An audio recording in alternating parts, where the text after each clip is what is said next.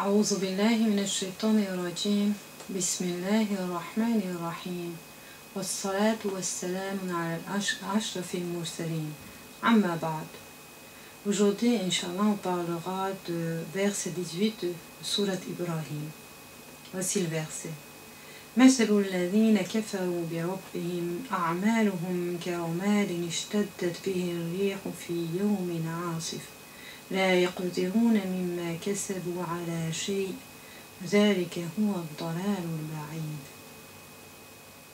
Les œuvres de ceux qui ont mécru en leur Seigneur sont comparables à de la cendre violemment frappée par le vent dans un jour de tempête. Ils ne tiendront aucun profit de ce qu'ils ont acquis. C'est cela l'égarement profond. Alors jusqu'à là, quand on avait parlé des versets de Coran, on avait parlé sur l'équilibre et la sécurité qu'Allah Ta'ala nous assure de tous les niveaux physique, psychique, spirituel, environnemental, pour pouvoir accomplir les œuvres de bien sur cette terre et pour pouvoir réussir donc l'épreuve de la vie terrestre et pouvoir arriver à Allah Ta'ala et par conséquent arriver au paradis. Alors Allah Ta'ala il explique également dans le Coran et donc ce verset il est l'exemple de cela, comment les œuvres de ceux qui ont mécru sont comment ils seront comptés. Alors, il est important de savoir que quand quelqu'un est mécréant, cela ne veut pas dire que cette personne ne fait pas du bien. Cela ne veut pas dire que cette personne n'a fait aucune chose utile. Mais c'est des œuvres qui vont malheureusement ne pas servir pour lui le jour de jugement, parce qu'il n'a pas préparé ses œuvres dans l'intention de jour de jugement. Alors on avait dit avant que les œuvres ils sont notées par l'intention. Donc si quelqu'un par exemple fait un bien, va aider son voisin par exemple, parce que Allah Ta'ala il aime connaître son voisin, donc, et il veut satisfaire Allah, cette œuvre-là, il va être noté que pour plaire à Allah, telle personne avait aidé son voisin. Tandis que si cette personne veut aider son voisin, et c'est pareil, toujours une bonne action, en vue de pouvoir avoir une bonne relation avec le voisin, et que si jamais lui il en a besoin, le voisin il va l'aider aussi, il va le remercier, bah, cette œuvre-là, il va être notée dans ce sens-là, que il est parti aider son voisin pour pouvoir être aidé à son tour par son voisin. Alors, comme c'était ça son intention, cette œuvre-là, il était marqué pour ça, Allah Ta'ala lui assure en fait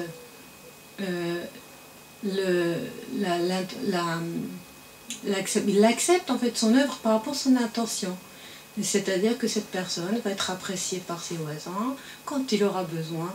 Les gens ils vont l'aider, mais le jour de jugement, cette œuvre-là ne va pas lui servir puisqu'il n'était pas en vue de plaire à Allah Ta'ala.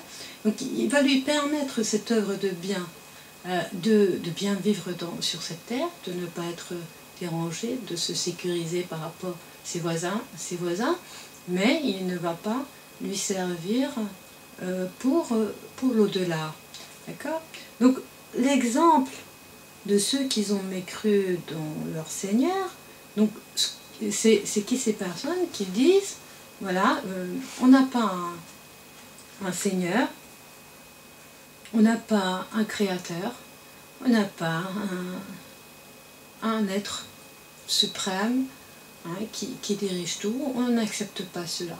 Donc c'est ça en fait qu'ils ont mécru en leur Seigneur. Ils n'ont pas mécru en Allah, Allah Ta'ala, s'il ne met pas qu'ils n'ont pas mécru en Allah, qu'ils n'ont pas mécru dans le miséricordieux, Allah Ta'ala dit Birabbihim, de leur Seigneur. Donc il n'accepte pas qu'ils ont un Seigneur, un être qui a un pouvoir supérieur sur eux. Hein, qui disent non, la vie terrestre c'est comme il est, on doit agir en fonction des intérêts de cette vie terrestre, on n'a pas à rendre des comptes à un être supérieur. Donc c'est ça, ceux qui ont mécru dans leur Seigneur. Alors ceux qui ont mécru leur Seigneur, en leur Seigneur, il explique comment vont être leurs œuvres. Hein, donc pour pouvoir bien comprendre hein, le fonctionnement des œuvres, comment Allah il compte les œuvres. Et c'est en même temps pour le croyant de pouvoir comprendre la justice d'Allah. Et donc il dit que leurs œuvres, hein, il est semblable à du cendre. Hein, donc le cendre, donc bon déjà le fait qu'Allah il compare les œuvres des mécréants au cendre, le cendre c'est ce qui reste après le feu, hein, ce que quand on a brûlé, quand on a mis le bois pour se chauffer ou pour d'une utilité telle, n'importe, pour cuisiner, on va mettre du bois et il va rester de ce bois le cendre qui n'est plus utile à quoi que ce soit. Hein. C'est comme si ce cendre-là, c'est comme s'ils ont consommé leurs œuvres. Hein. Donc la chose qu'ils ont fait, ils l'ont utilisée, ils l'ont consommé, ils ont brûlé dans la vie terrestre et il n'est resté que du cendre. Hein. Donc c'est ça leurs œuvres. Ils vont agir dans le bien, ils vont aider, ils vont faire des bonnes actions, mais ils le consomment. Hein, comme le bois qu'on avait mis sur le feu pour nous chauffer, pour une utilité terrestre, pour cuisiner. Et une fois on avait pris du bois leur utilité, il ne reste que du cendre. Il disparaît, il va se transformer, si vous voulez, dans la nécessité de se chauffer, ou dans le besoin de manger. Hein, il n'aura plus rien. Leur œuvre, même s'ils sont beaucoup, même s'ils travaillent du matin au soir, il est fait pour la vie terrestre. Alors, celui qui ne croit pas en Allah, qu'il y a un être suprême, il va trouver un travail. Il va trouver un travail pour gagner de l'argent. Avec cet argent-là, il va s'assurer pour lui sa vie. Il va acheter une maison, une voiture, il va acheter à manger, il va faire des voyages. Il va consommer. Hein, il va consommer cet argent pour vivre sur terre. Il va profiter en fait de son œuvre, le résultat de son œuvre, le résultat de son travail qui est le salaire, pour vivre. À la fin, il ne lui reste rien. Hein, il va plus rester de cet argent, le résultat du travail, quelque chose, puisqu'il l'a échangé contre une maison, une voiture, la nourriture, etc. Donc, et comme son intention était de gagner de l'argent et le consommer, il ne lui reste de cette œuvre que du cendre, que le rien, aucun reste, de reste inutile. Tandis que le croyant, quand il va travailler, il va faire peut-être exactement le même travail, il va gagner exactement la même somme d'argent, il va aussi acheter une maison, une voiture, il va aussi consommer pour manger, pour voyager. L'argent, effectivement, il ne lui restera pas. Mais pareil comme celui qui ne croyait pas en Allah. Mais ce croyant, dès le départ, il va faire ce travail pour plaire à Allah. Il va prendre l'argent en ayant l'idée que cet argent-là, ce n'est pas un salaire qu'il désirait de son travail, mais c'est un bien qu'Allah Ta'ala lui a attribué. Avec ce bien, il faut qu'il agisse de manière responsable. Il va donc acheter ce qu'il a besoin, sa famille a besoin, pour plaire à Allah, pour satisfaire sa famille, qu'il vive en bonheur, mais toujours en vue d'Allah. Alors à la fin, il ne restera plus d'argent. Pour la vie terrestre, il lui restera pareil que du cendre. Mais comme toujours son intention était la vue, toujours son intention était la vue d'Allah Ta'ala, ben ça il va être écrit pour lui. Et donc ces œuvres-là, ils vont rester pour lui pour le jour de jugement. Mais celui qui n'avait pas en vue devant lui but, satisfaction d'Allah Ta'ala, il va se retrouver donc avec le cendre. Et il ne suffit pas qu'il va se retrouver avec le cendre, hein, parce qu'Allah Ta'ala il continue. Donc, ce vent était avec une force, frappé par le vent. Le vent, il l'a emporté. Et quand on voit le vent, normal, hein, avec un tas de cendres, le vent, il va taper, il va passer, tout va se disperser. Le cendre, il va se disperser. Et donc, ici, en plus, c'est un vent très fort et un jour de tempête. Alors là, on est en face de rien, d'une reste très fragile qui est le cendre. Et ce cendre-là, il est frappé par un violent vent dans un jour de tempête. Alors, cette personne-là, qui n'était pas intéressée à plaire à Allah Ta'ala, il ne peut lui rester, même par hasard, même une petite poussière de cendre. Rien. C'est-à-dire cette personne, il va quitter la terre et il n'est pas possible pour lui d'espérer, même transporter avec lui un reste qui n'a plus de valeur, qui est du cendre. Et même ça, il ne peut pas, parce que le vent violent de tempête, il est impossible qu'un tas de cendres puisse résister à ce vent violent.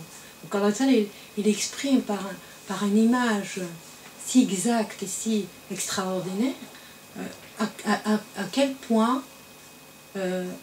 celui qui ne croit pas en Allah ne peut transporter avec lui, après sa mort, rien. Il n'y a aucun bonne œuvre qui peut lui servir pour le jour de jugement.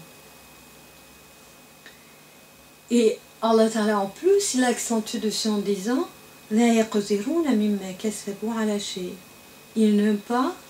ne tireront aucun profit.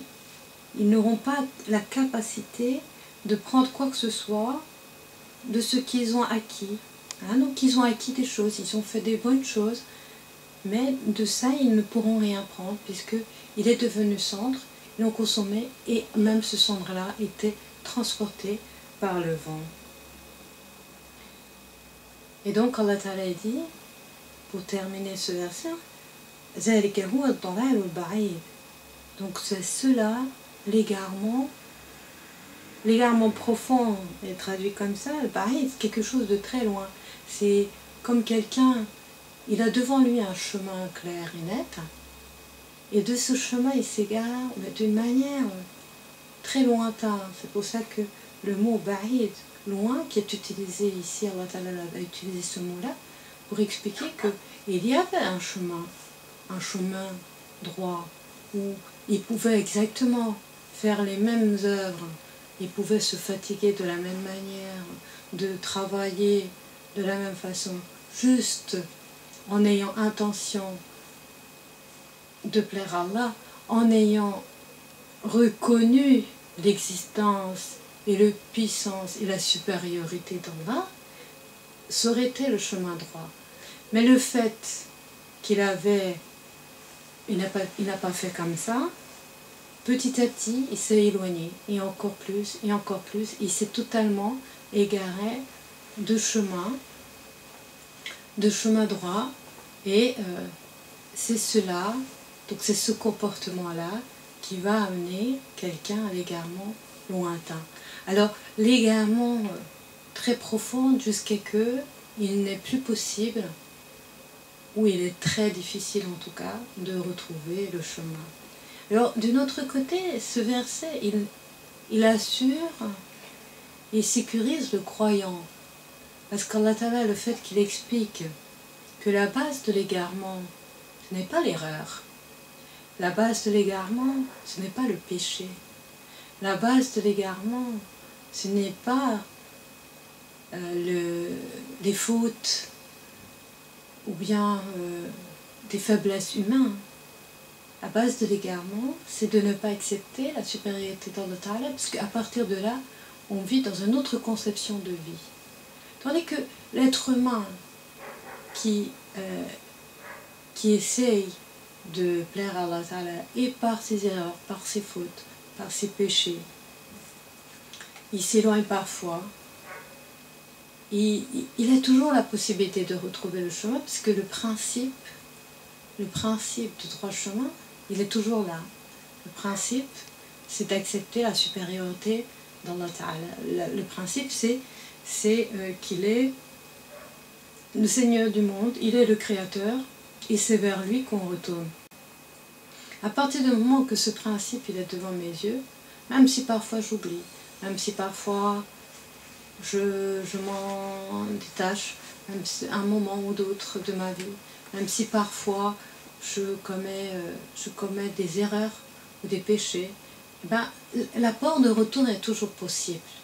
L'égarement profond, c'est le non-retour vers le droit chemin, c'est uniquement le moment que on a nié Allah Ta'ala.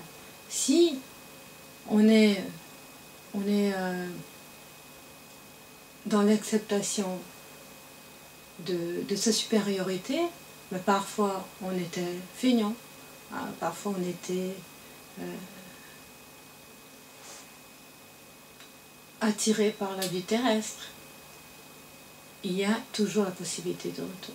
Donc c'est quelque chose qui est très important pour le croyant.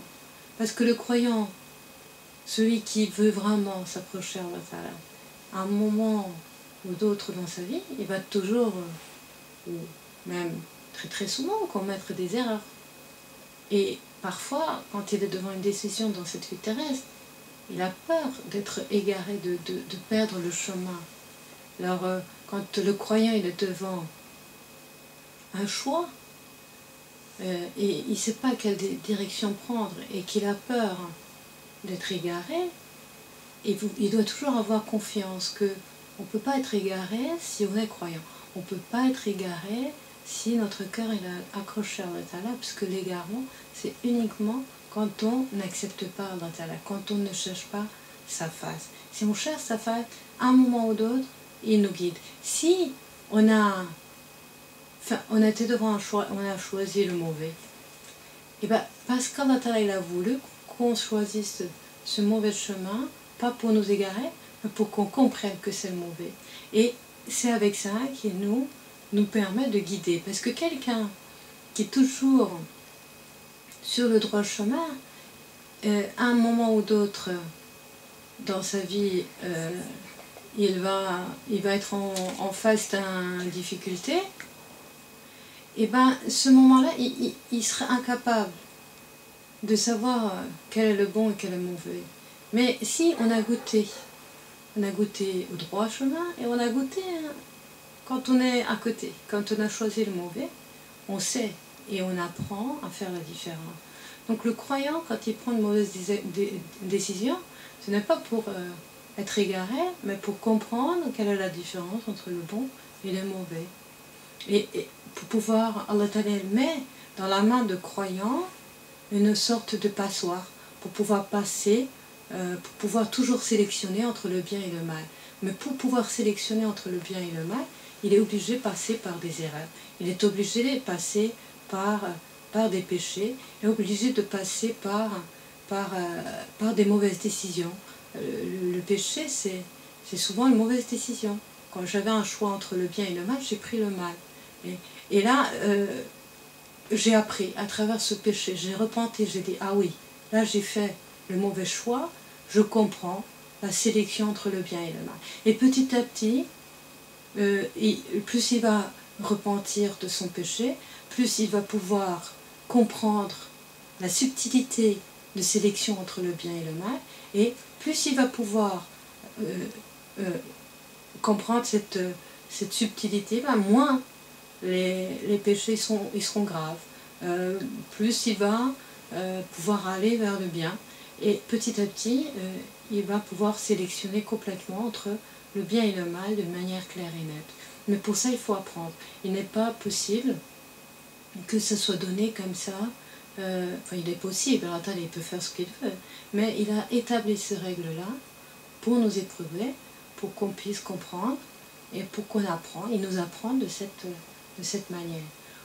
Et c'est pour cela que le croyant il ne doit pas avoir peur de l'égarement, hein, mais il doit avoir la crainte d'Allah. Il doit avoir la crainte qu'Allah il se fâche de lui et il va le lâcher. Parce que si Allah il nous lâche, directement on ne sait plus comment aller dans le droit chemin. Et donc, c'est pour cela que ce verset-là, il est important en premier pour le croyant, pour qu'il comprenne le système qu'Allah avait établi sur terre, et avec ce système-là puisse fonctionner, travailler le mieux possible. Et ce verset, il est également important pour celui qui ne croit pas en Allah, pour qu'il comprenne et qu'il soit conscient que oui, il peut vivre sur cette terre bien s'il avait fait des bonnes œuvres, mais cela ne lui apportera malheureusement rien le jour du jugement. وسبحان ربك رب العزة عما يصفون وسلام على المرسلين والحمد لله رب العالمين.